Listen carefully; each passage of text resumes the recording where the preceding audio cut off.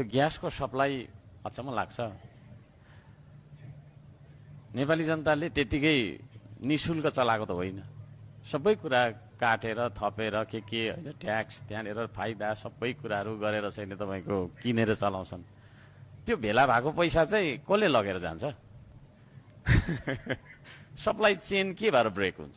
सप्लायरलाई पैसा किन पठाउँदैन? त्यो बिचमा कसैले त्यो पैसा चलाइदिन्छ कि क्या हो? यदि चलाइदिन्छ भने सरकारले भन्नु पर्यो यसले चलाउँछ भने, होइन भनेदेखि के अरे नेपाली जनताले त पैसा तिरेर चलाएको हुन्छ। अनि पैसा चाहिँ तपाईँको चाहिँ के अरे छ, उठाएको छ, तर उता सप्लायरलाई नपठाएर सप्लायरले नपठाएको हो कि जस्तो चाहिँ मलाई लागिरहेको छ।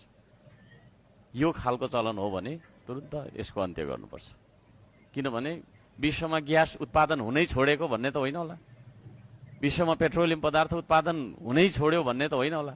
त्यो बिचमा कहीँ न कहीँ तपाईँको चाहिँ त्यहाँ पैसा पहिलाको त्यो होइन पुरानो चाहिँ बाँकी तिर्नु अनि हामी पैसा के अरे तेल पठाउँछौँ ग्यास पठाउँछौँ भन्ने खालको स्थिति जस्तो मलाई चाहिँ लाग्छ। यो कुरा के हो यसलाई चाहिँ नि स्पष्ट पार्नुपर्छ भन्ने